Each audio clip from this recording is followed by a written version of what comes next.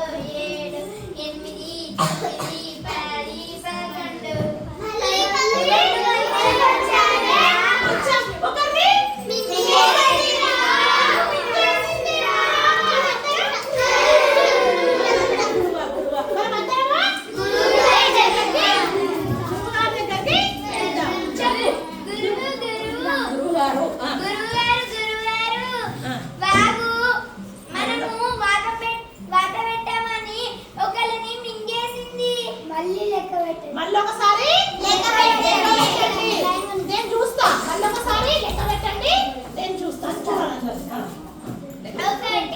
1 2 3 4 5 6 7 8 9 10 11 మళ్ళీ పేపర్లో చూడు.